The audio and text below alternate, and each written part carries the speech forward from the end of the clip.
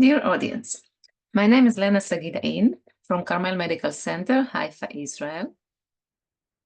It's a great honor to be here, and in this lecture we'll review the yield of chromosomal microarray analysis over cell-free DNA testing in low-risk pregnancies. So in Israel, we have over 9 million citizens with the highest fertility rates of all OECD countries. We have almost 200,000 live births per year. Invasive diagnostic testing is performed by about 13% of the pregnant women, mainly using amniocentesis. Of these, about 25% are non-indicated and are performed solely due to maternal request. It must be noted that termination of pregnancy is allowed at any gestational age, of course in accordance with specific criteria, which are very strict after 24 weeks. Cell-free DNA testing, also called non-invasive prenatal testing, NIPT, or screening NIPS, is performed about 5% of the pregnant women. The basic NIPS performed in our country is aimed at the 5 chromosomes most commonly involved in aneuploidy, which are of course 21, 13, 18, and sex chromosomes, while most companies also offer testing for common microdeletions or genome-wide variants. So the risk for abnormal microarray results in low-risk pregnancies has been described by numerous articles and is estimated at about 1% of the cases. As NIPS becoming widely used and even publicly funded in several countries, more and more women are expected to present with this specific question. Doctor, my NIPT test was normal, so what is the risk for abnormal genetic results in amniocentesis now? To answer this question, we performed a study published in 2021 aiming to define the residual risk for clinically significant copy number variants in pregnancies with theoretically normal NIPT. We have retrospectively collected CMA results of all pregnancies undergoing amniocentesis over 8 years, pregnancies with multiple fetuses, any sonographic anomalies, or abnormal biochemical screening were excluded. It must be noted that the routine prenatal follow-up in Israel includes first and second trimester maternal serum screenings, as well as 2 sonographic anatomical survey examinations. So first, we calculated the rates of clinically significant CMA results, defined as pathogenic and likely pathogenic CMA findings.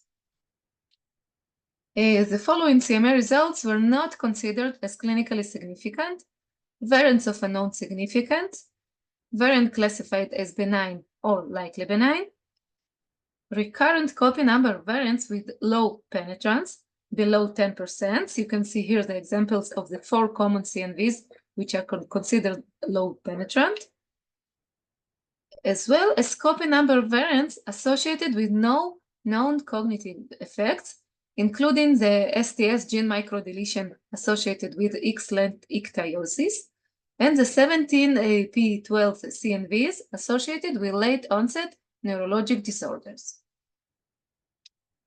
The clinically significant CNVs, pathogenic and likely pathogenic, were classified according to the commonly used NIPS types.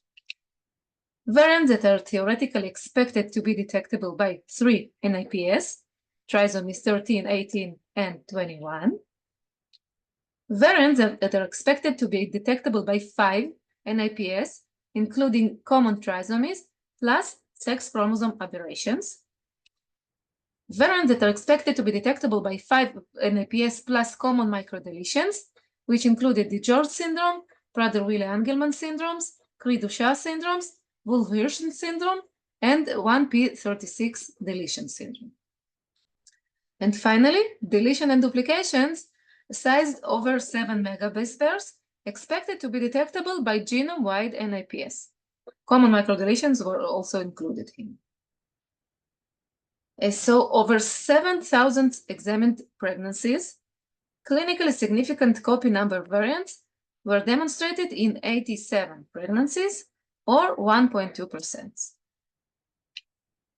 Of the 87 abnormal CMA results, 10 were considered as 3 NIPS detectable, 0.1 of the overall cohort. This included 9 cases of trisomy 21 and 1 trisomy 18. Following omission of these 10 cases, both from the abnormal CMA results and the overall cohort, the residual risk for abnormal CMA was estimated at 1.1% or 1 in 94 pregnancies. Sex chromosome aneuploidy was noted in 21 pregnancies, so including the common trisomies, 5 NIPS would be expected to detect overall 31 cases, 0.4%.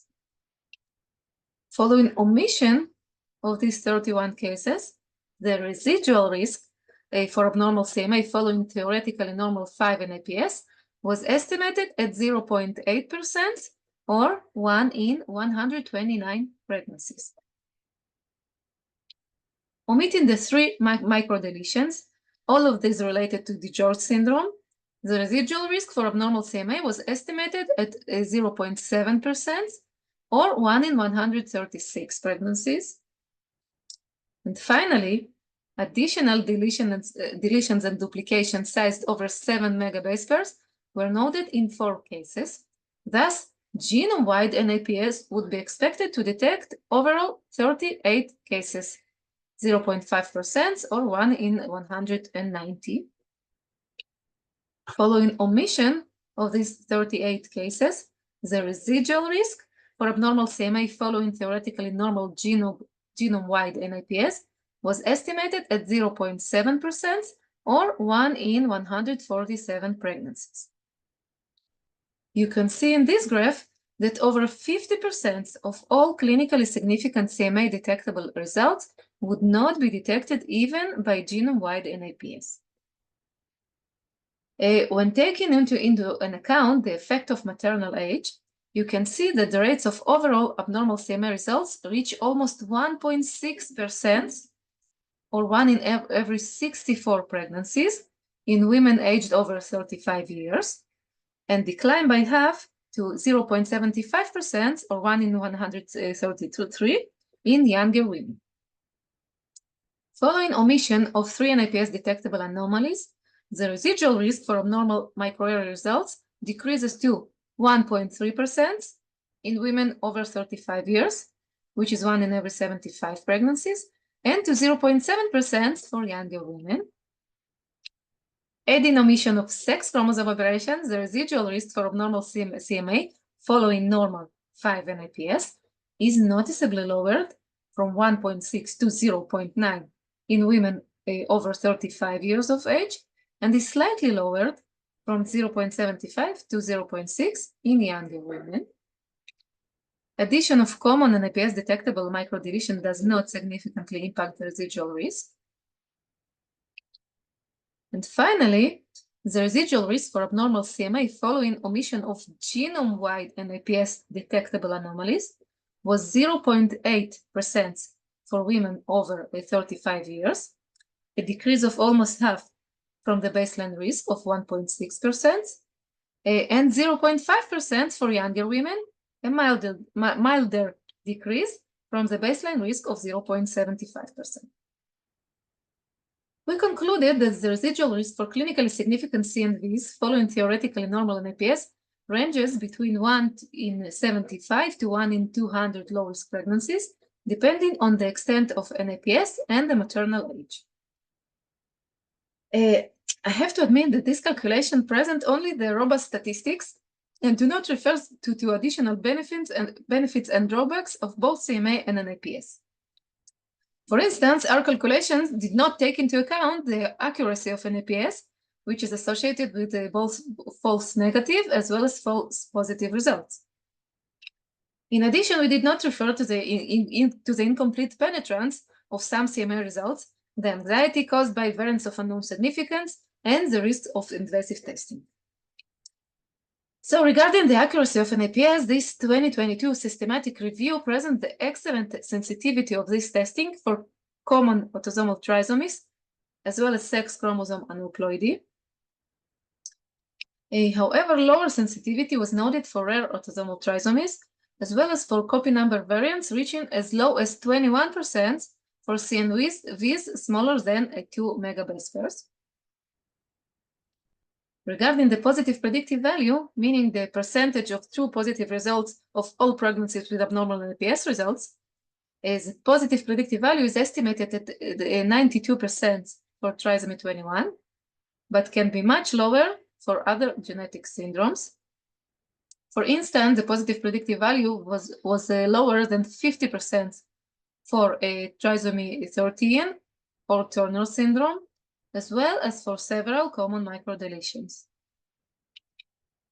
And what about the risk for miscarriage following invasive testing? Well, in the last years, numerous studies have been published on this issue, showing that the risk for pregnancy loss following invasive testing is much lower than the previously estimated 1% risk for chorionic villus sampling and 0.5% for amniocentesis.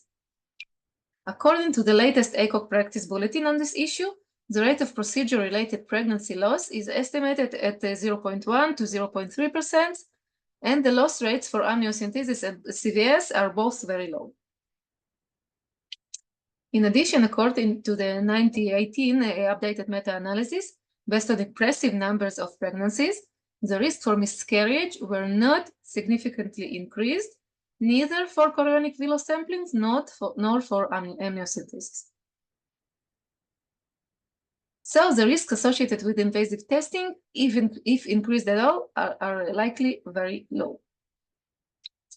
Let's go back to our study, presenting that over 50% of all clinically significant macroarray results were not detectable by NIPS.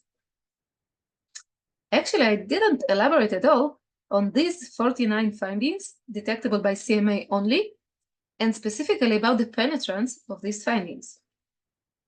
So penetrance is defined as the likelihood that a clinical condition will occur when a particular genotype is present. For instance, this 2017 Israeli study has divided the 20 common copy number variants into 3 tables by their estimate penetrance. Table 1 presents copy number variants with high penetrance, over 40%. It includes the common 22 Q11 microdeletion associated with the George syndrome and much more. Table 2 presents copy number variants with medium penetrance between 10 to 20%. And finally, table 3 presents 4 low penetrance CNVs with an estimated penetrance of 5 to 10%. How is the estimation of penetrance performed? Do you know? Well, ideally, the calculation of penetrance would have to involve all worldwide individuals carrying the specific genetic finding and establishing the percentage of those with clinical expression. It's obviously not possible, so the calculations of penetrance are performed using the available individuals. So let's look at one of the pilot studies on this issue published in 2012. The rate of clinical symptoms was compared between 15,000 affected children to over 8,000 healthy adults. The authors calculated the penetrance of numerous microarray results. Regarding penetrance calculation, it was established as the ratio between the number of affected patients with a specific genotype to the overall individuals with a specific genotype. For instance, you can see that the 2q13 deletion was found in overall 108 individuals, of which 78 were affected. Thus, the calculated penetrance was 72%. The 1q21.1 deletion was found in overall 49 individuals, of which 47 were affected. So the calculated penetrance was 47 out of 49, or 96%. The 2q11.2 deletion was noted in 2 individuals. Both of these were affected. So the estimated penetrance was established at 100%. Of course, these calculations are imperfect, since they are highly dependent on the overall examined numbers of affected and non-affected individuals. In addition, looking at the supplementary tables, not all patients in the affected cohorts showed severe neurodevelopmental conditions. Indeed, over 70% had intellectual disability or developmental delay. However, some had various clinical expressions, including growth delay, hearing impairments, and behavioral problems. So you can see that the initial penetrance calculations had several crucial drawbacks. The expanded study, describing almost 50,000 affected children and over 20,000 of healthy adults, was published a year later in 2013. Again, not all children in the affected cohort showed severe phenotype, and in 5%, the phenotype wasn't described. This is not a criticism, of course. I wish I could ever perform any study which is as impressive as this one. However, it's important to emphasize the current limitations of penetrance estimation. So in this study, a pretty simple formula was used for the calculation of penetrance.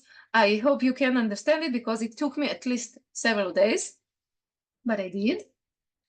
I'll use an example to explain it. This is one of the CNVs presented in the manuscript.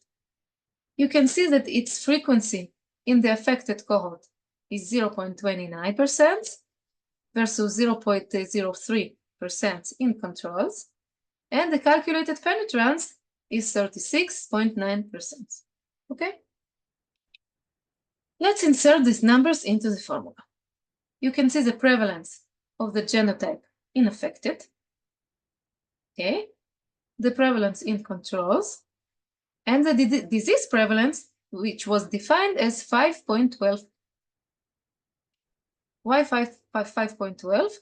This disease prevalence was based on the 1998 article in which the authors described the risks for genetic and multifactorial disorders based on over 1 million of live births.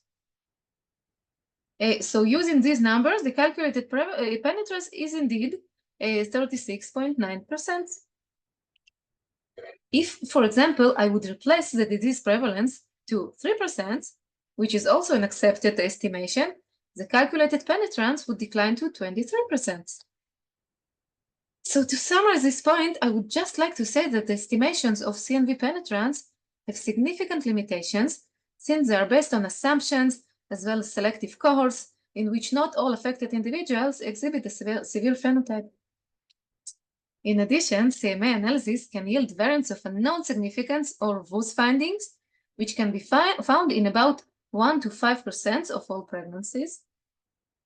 Additional findings with relatively questionable significance are low penetrance or susceptibility copy number variants, usually associated with 5 to 10% risks for clinically significant manifestations.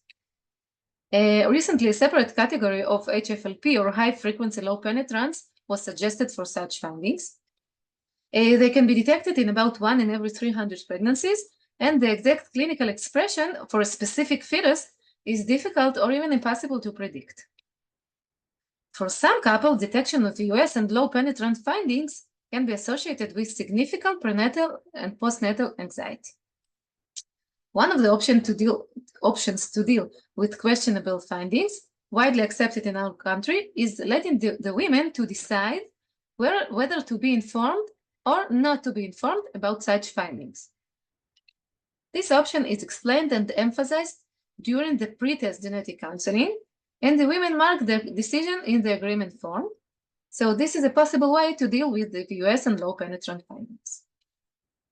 And what about women who are not interested to be informed also about findings of medium penetrance, but only about the high penetrant findings?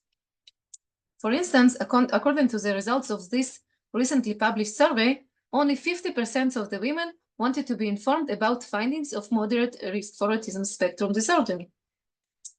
Over 10% were interested to be informed only about high penetrant findings.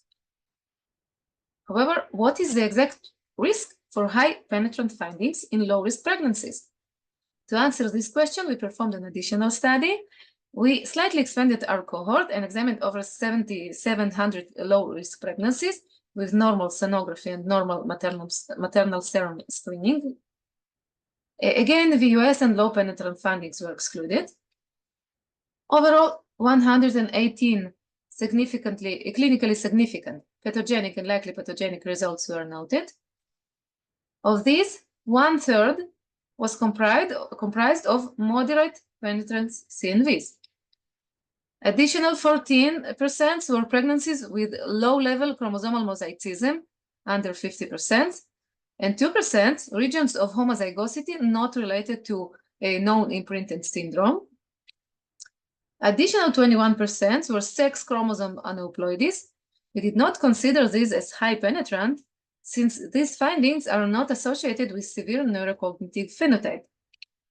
And finally, 28% of overall clinically significant CMA findings, or 0.4 of the overall cohort, were defined as high penetrance CNVs. This is a summary of the results by maternal age. Overall, clinically significant CMA results of any penetrance were noted in 1 to 62 pregnancies in women older than 35 years, and in 1 to 131 pregnancies in younger women. Looking only at high penetrant CNVs, the rate was 1 in 200 pregnancies in women older than 35 years, and 1 in 500 pregnancies in younger women, easily to remember numbers. Following exclusion of 5 NIPS detectable aneuploidies, the risks declined to 318 in women older than 35 years, and to 1 in 666 pregnancies in younger women. This risk was still slightly higher than the estimated risk for miscarriage following invasive testing. Let's continue. Prominent benefits of NIPS, which will not be discussed in this lecture, are the early timing of diagnosis and the possibility to examine monogenic disorders. On the other hand, NIPS has considerable costs, as well as the risks for false reassurance. An additional benefit of CMA, which must also be noted, is the option to perform additional genetic testing on fetal samples, such as exome sequencing. I'm sure that this study was or will be presented on several occasions in this conference, since it is the largest study exploring the yield of exome sequencing in low-risk pregnancies.